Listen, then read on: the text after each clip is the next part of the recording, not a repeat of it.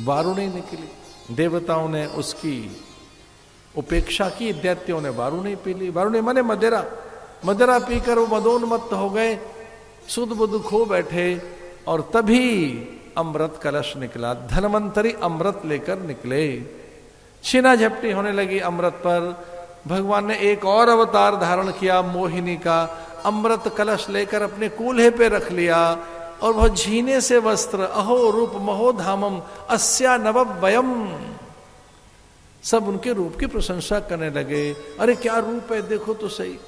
हमने इतना सुना है कि रूप मिटता है, रूप बढ़ता नहीं है, पर यह तो कुछ अलौकिक है, इसका रूप कभी नहीं घटेगा। तो उनके रूप से यह सिद्धि हुई कि दुनिया भर की सुंदर वस्तुएं मिटने वाली हैं, पर इनमें वृद्धि रहेगी। अस्या नववयम, ये तो नित्य नई बनती जाएगी, कि कैसे हमारी बने। दैत्य विचार करने लगे हमारी बन जाइए। अरे अमृत छोड़ो, अमृत का क्या लेना देना, यही हमारी बन जाए। और तो और वह भगवान भी उन पर मुग्ध हो गए, महादेव भी, ये दिखाने के लिए कि दैत्यों का ध्यान इस पे जाना चाहिए। स्वयं भगवान महादेव भी मुग्ध होने लगे। लेकिन देवताओं को संकेत कर दिया देवगुरु बृहस्पति ने, सावधान, ये मोहिनी नहीं है। तो देवताओं ने पूछा कौन है? ये मोहन है, मोहिनी नहीं है। भगवान बड़ा सुंदर रूप धारण करके आए, पर उनके जो पग थे उनमें विष्णु चिन्ह छुपाना भूल गए। वो किसी ने कहा वो छुपाना भूले नहीं, अपने चिन्हों को उन्होंने संभाल के रखा कि देवताओं का ध्यान जाएगा चरणों में तो पता लगा लेंगे कि मोहिनी नहीं, मैं मोहन हूं। इसे दैत्यों का ध्यान गया मोहिनी पर, और देवताओं ने चरण देखे। इसलिए प्राय ऐसा कहा जाता है कि बार बार युवती पुत्री का भी मुख नहीं देखा जाता। युवती पुत्री का भी बार बार अकारण अपनी पुत्री का भी मुख मत देखो। कितना सदाचार है हमारी संस्कृति में। अकारण भी अपनी युवती तरुणी किशोरी पुत्रियों का मुखमंडल, उनके चरण ही देखना चाहिए।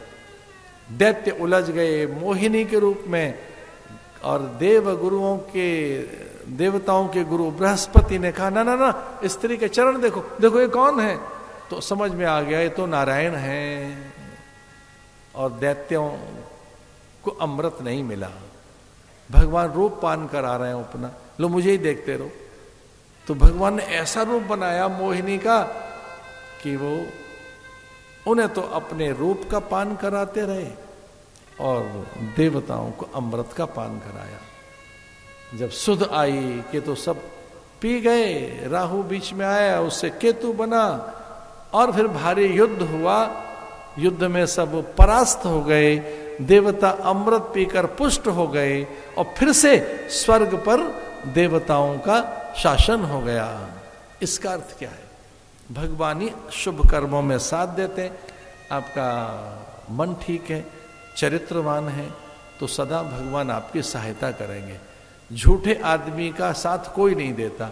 देवता भी रूठ जाते हैं, पितृ मौन हो जाते हैं। झूठे व्यक्ति के साथ कोई नहीं है, पर सत्यव्रती हैं आप तो पूरी प्रकृति आपका साथ देगी। आप सत्यव्रती हैं तो भगवान स्वयं आपके साथ खड़े हो जाएंगे।